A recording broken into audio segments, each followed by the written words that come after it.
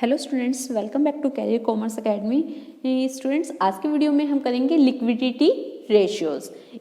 इससे पहले हमने पार्ट 1 में किया है अकाउंटिंग रेशियो के बेसिक्स, और हमने जो आपकी 4 टाइप्स की रेशियोज हैं उनको ब्रीफ में समझा कि कौन सी रेशियो किसके लिए होती है। तो इस वीडियो को स्टार्ट करने से पहले आप वो वीडियो देख लीजिए, उसका लिंक मैंने डिस्क्रिप्शन में दे दिया है।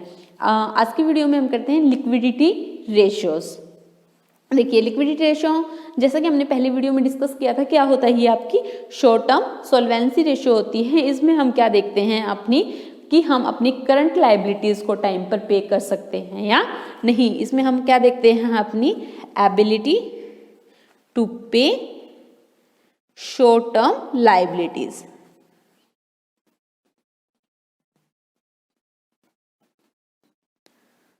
ठीक, कि हम अपने शॉर्ट टर्म लायबिलिटीज, वो लायबिलिटीज जो 1 साल के अंदर हमारी ड्यू होनी है, हम उनको टाइम पर पे कर पाएंगे या नहीं। तो ये होती है आपकी लिक्विडिटी रेशियो। लिक्विडिटी रेशियो के हम अपनी 3 रेशियोज फाइंड आउट करते हैं। अब करंट रेशियो, क्विक रेशियो, जिसको हम क्या बोल देते हैं, इसके फर्दर नेम्स और क्या होते हैं, लिक्विडिटी रेशियो।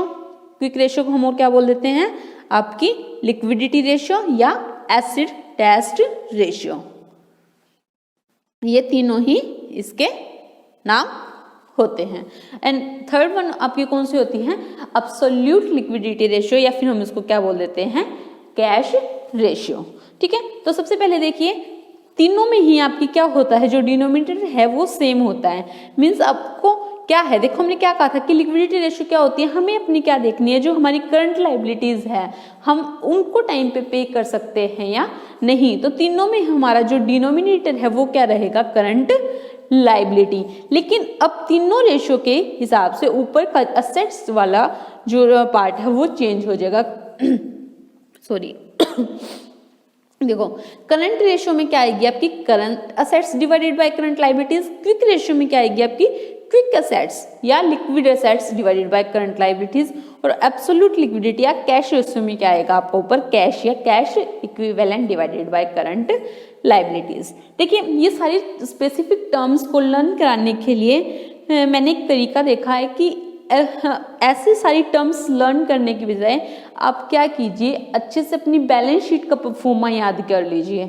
अगर बैलेंस शीट का परफॉर्मा अच्छे से याद हो गया तो वो आपको फर्दर चैप्टर्स में तो हेल्प करेगा ही करेगा, और इस चैप्टर्स की सारी टर्म्स आपको अच्छे से क्लियर हो जाएगी। आपको रटने की जरूरत नहीं होगी, आपके एक दिमाग में ही, आपके माइंड में ही एक मैप बन जाएगा, जिससे सब टर्म्स आपको अच्छे से याद रहेंगी। तो देखिए,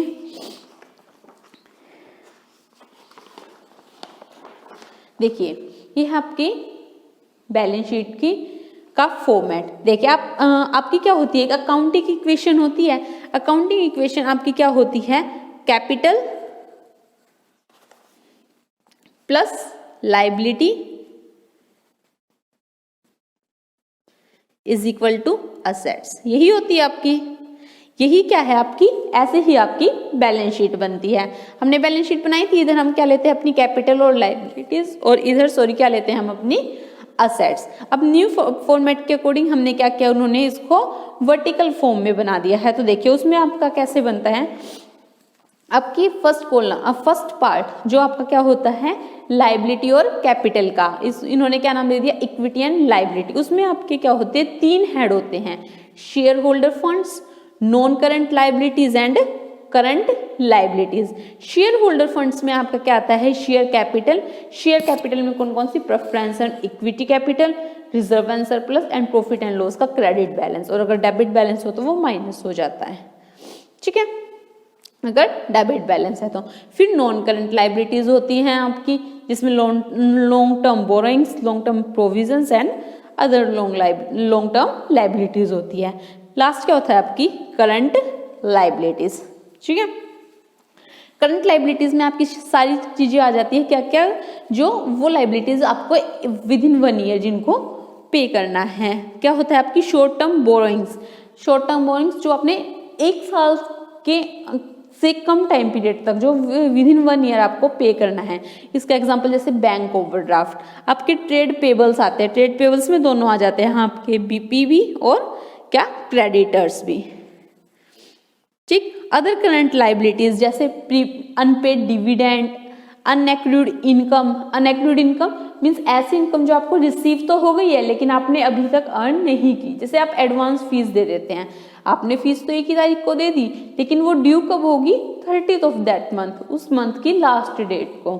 ठीक, तो एडवांस रिसीव हो गई तो भी आपके लिए वो क्या है, लाइबिलिटी है। ऐसे आउटस्टैंडिंग एक्सपेंसेस, ऐसे एक्सपेंसेस जो इस साल के थे लेकिन आपने अभी तक पे नहीं किए हैं। जैसे 30 मार्च, मान लीजिए 31 मार्च को मेरा इंटरेस्ट ड्यू हो गया लेकिन मैंने अभी तक वो पे नहीं किया, तो वो सारी आपकी करंट लाइबिलिटीज इसमें आती है। और क्या आते हैं आपके short term provision. Short term provisions में क्या क्या आता है आपका, provision for tax and proposed dividend. तो आपको ये देखिए, आपकी जो करंट रेशियो है उसके लिए आपको सिर्फ क्या ध्यान रखना है, आपकी करंट लाइबिलिटीज। वैसे आगे जो ट्रिकी क्वेश्चंस आते हैं उसके लिए आपको कंप्लीट फॉर्मेट याद करना ज़्यादा अच्छा रहेगा, क्योंकि इससे आप क्या करेंगे, सभी क्वेश्चंस को अच्छे से सोल्व कर पाएंगे, किसी में भी कुछ रट्टा लगाने की आपको जरूरत नहीं रहेगी।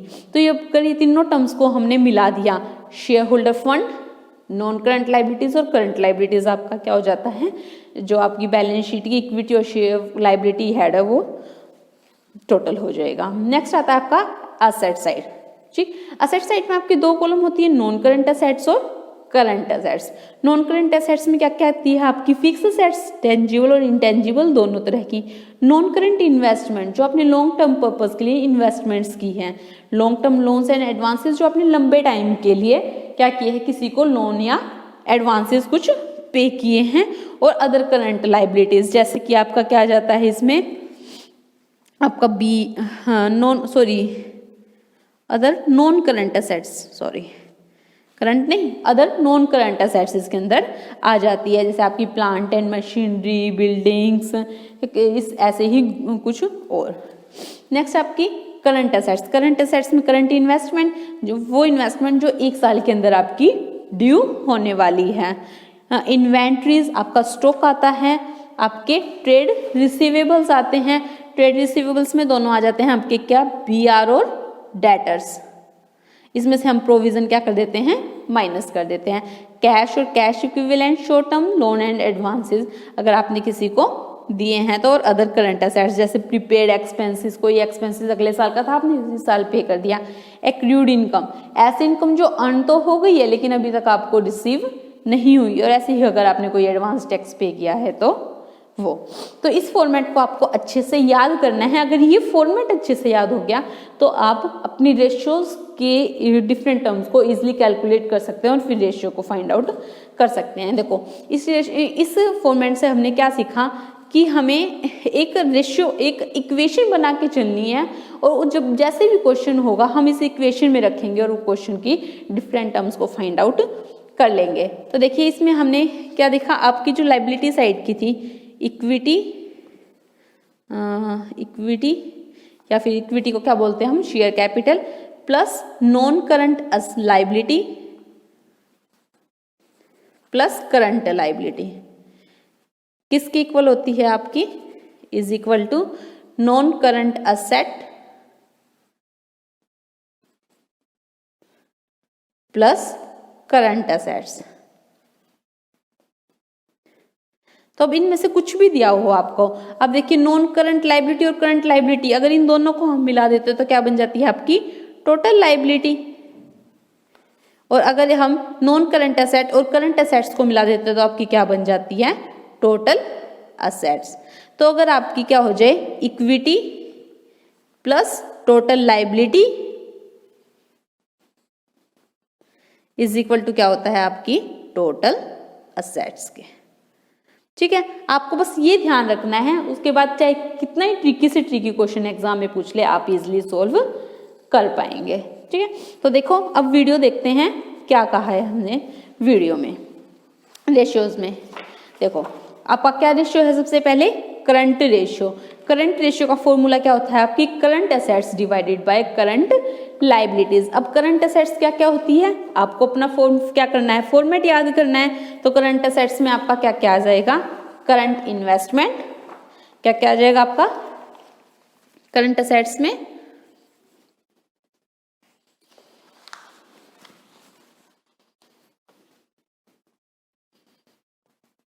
क्या क्या आ जाएगा आपका, current investment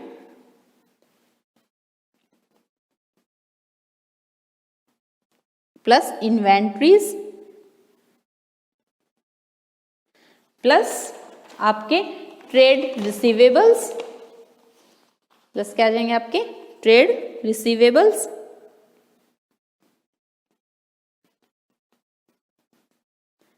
plus cash and cash equivalents plus short term loans and advances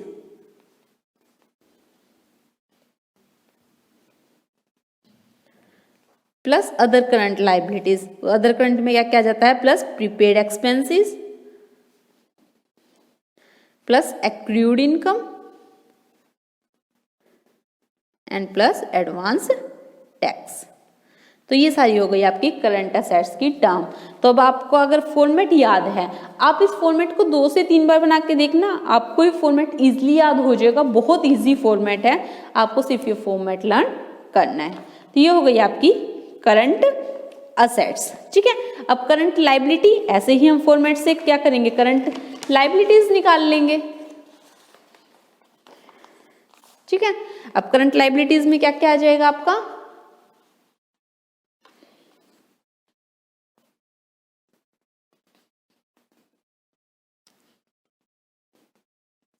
भाई short term borrowings. Short term borrowings में सारी क्या आ जाएंगे, जैसे आपका बैंक ओवरड्राफ्ट है वो सब आ जाएगा short term borrowings plus trade payables, सारे बीपी और क्रेडिटर्स आपके। अदर करंट लाइबिलिटीज जैसे unpaid dividend plus unaccrued income,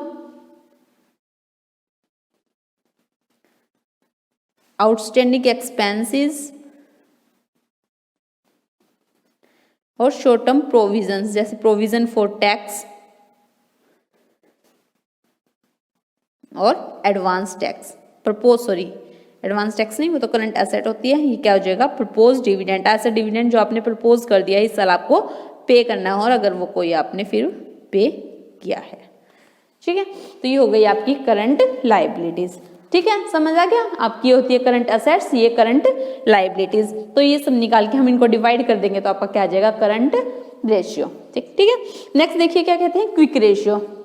quick ratio में क्या होता है, क्विक असेट्स रखी जाती है ऊपर, और क्विक असेट कौन सी होती है, जो हम एकदम से जिसको विद इन 1 ईयर एकदम से कैश में कन्वर्ट कर सके। देखिए अब करंट असेट्स में कुछ असेट्स ऐसी होती हैं आप जिनको एकदम से कैश में कन्वर्ट नहीं कर सकते। मान लीजिए आपका स्टॉक है, वो हो सकता है आपका सेल ना हो, और ऐसे ही जो आपके प्रीपेड एक्सपेंसेस होते हैं वो तो नेक्स्ट ईयर से रिलेटेड हो गए already.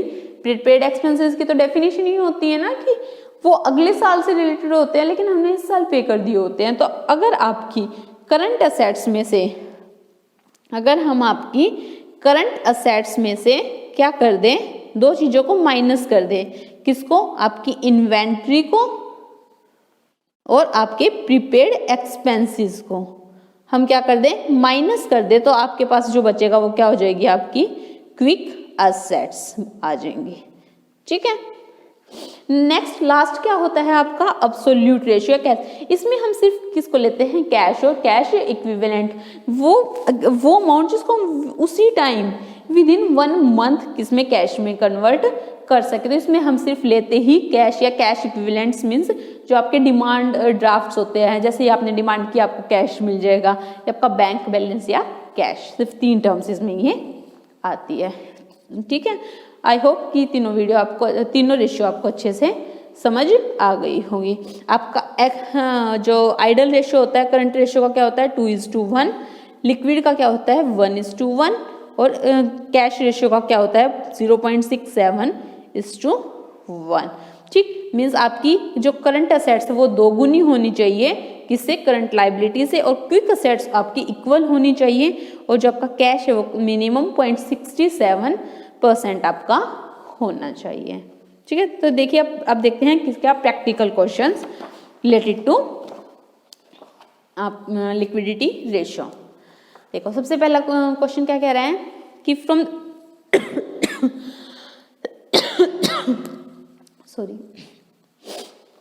From the following compute current ratio, quick ratio and cash ratio. ठीक है, अब करंट रेशियो के लिए हमें क्या चाहिए, current assets divided by current liability, यही होता है। करंट रेशियो क्या होता है आपका, current assets divided by current liabilities. तो अब करंट असेट्स क्या क्या हो जाएगी आपकी, करंट इन्वेस्टमेंट आएगी 40,000 प्लस इन्वेंट्रीज आएगी 5,000 प्लस ट्रेड रिसीवेबल्स आ जाएंगे कितने 2,000। ऐसे हम क्या करते हैं, करंट लायबिलिटी भी साथ साथ लिखकर चलते हैं।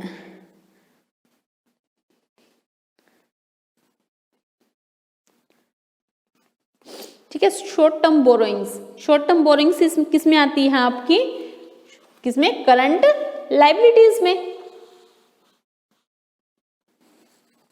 शॉर्ट टर्म बोरिंग से आपकी किस में आ जाएगी, करंट लायबिलिटीज में।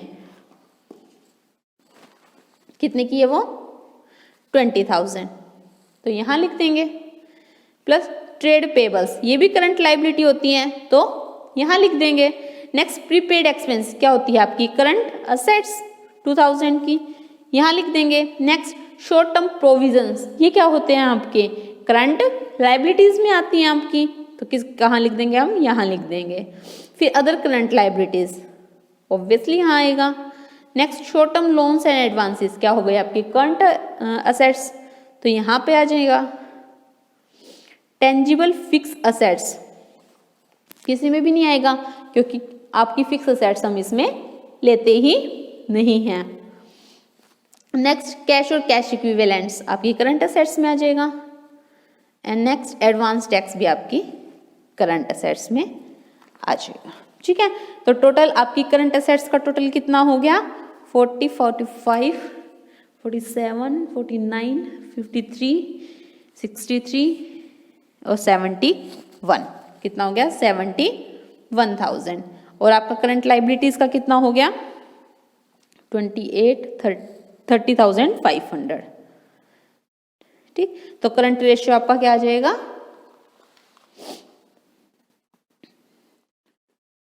करंट रेशियो क्या हो जाएगा, current assets divided by current liabilities divided by कितना आ गया 2.33:1। ठीक, नेक्स्ट आपका क्विक रेशियो। क्विक रेशियो में क्या निकालते हैं हम, quick assets divided by current liability. अब क्विक असेट्स कैसे निकालते हैं हम, अगर करंट असेट्स में से हम अपने प्रीपेड एक्सपेंसेस और इन्वेंट्रीज को माइनस कर दे, तो अब आपकी करंट असेट्स कितनी थी 71,000, इसमें से माइनस कर देंगे इन्वेंट्री। इन्वेंट्री कितने की है आपकी 5,000 की, और क्या माइनस कर देंगे प्रीपेड एक्सपेंसेस कितने के 2,000 के। तो अगर हमने इसमें से 7,000 रुपीज क्या कर दिए माइनस कर दिए, तो कितना बच गया आपका 64,000।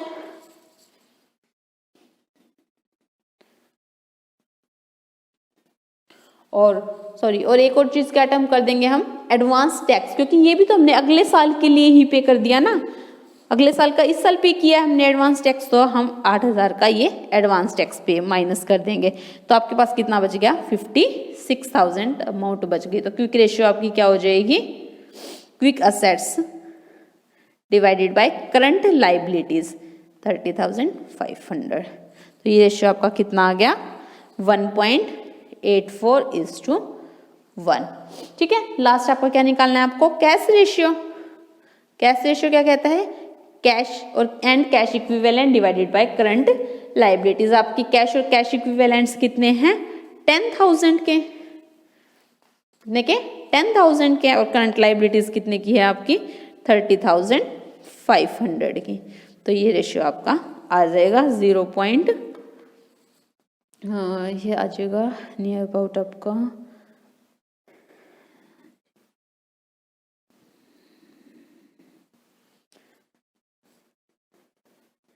0.3 समथिंग आ जाएगा (1). ठीक है, तो ये तीनों रेशियो हमने इसमें निकाल ली।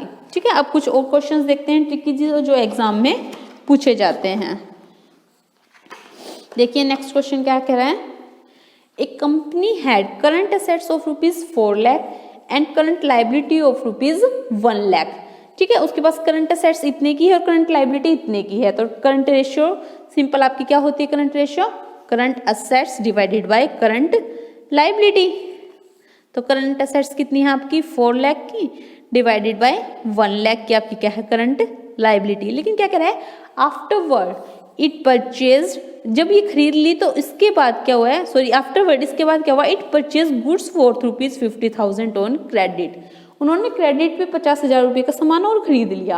अब तो क्या हुआ, 50,000 का सामान और खरीदा उन्होंने, तो आपकी क्या हुई, करंट असेट्स बढ़ गई। कैसे, आपकी इन्वेंट्री बढ़ गई, आपका स्टॉक बढ़ गया, तो यहाँ पे ऐड हो जाएंगे। और किस पे, क्रेडिट पे लिया है, तो आपकी क्या हुए, क्रेडिटर्स बढ़ गए, ट्रेड पेबल्स बढ़ गए, तो इधर से आपकी लायबिलिटी बढ़ गई। तो क्या करना है आपको, करंट रेशियो फाइंड आउट करना है आफ्टर द परचेज। तो आफ्टर द परचेज तो मीन्स दोनों के इफेक्ट हमें दिखाने पड़ेंगे। तो ये टोटल कितना हो गया आपका 4,50,000 डिवाइडेड बाय 1,50,000। तो ये क्या आ गया 3:1 का आ गया।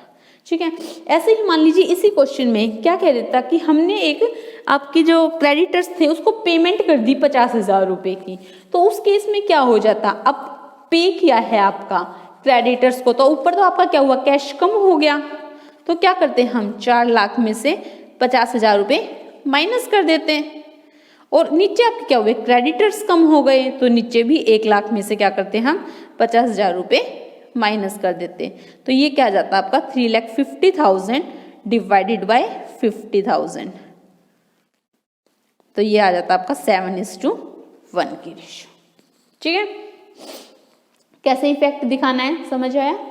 अब देखिए नेक्स्ट क्वेश्चन देखते हैं, एक क्वेश्चन और देखते हैं ताकि अच्छे से आपको डिफरेंट टर्म्स फाइंड आउट करनी आ जाए। देखिए इसमें क्या कह रहा है, कंप्यूट करंट रेशियो। आपको करंट रेशियो निकालनी है। क्या दी हुई है, टोटल असेट्स दी हुई है। अब आपकी देखो टोटल असेट्स क्या होती हैं,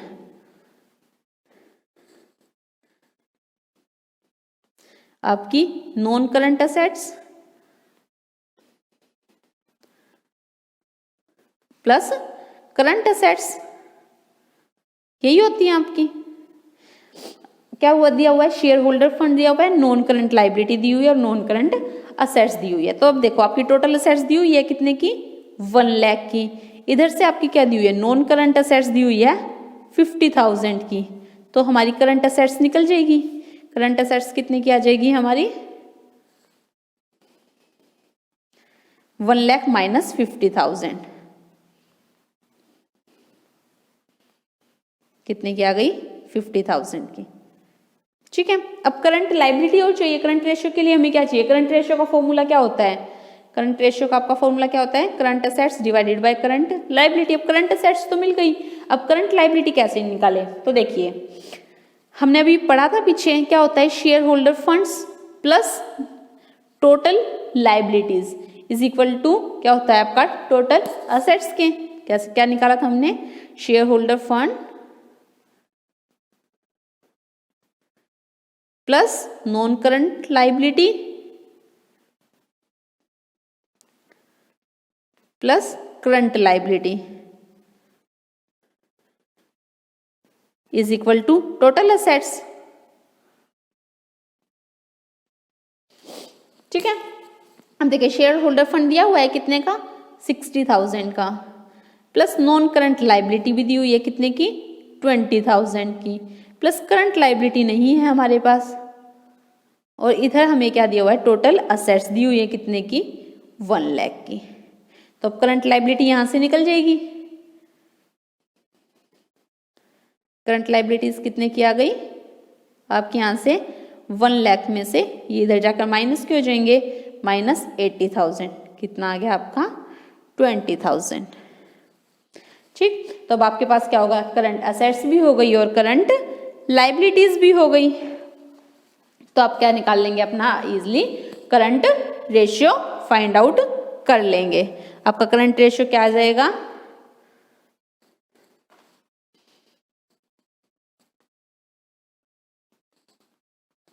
current assets divided by current liability. Current assets कितने की है 50,000 और करंट लायबिलिटी कितने की है 20,000।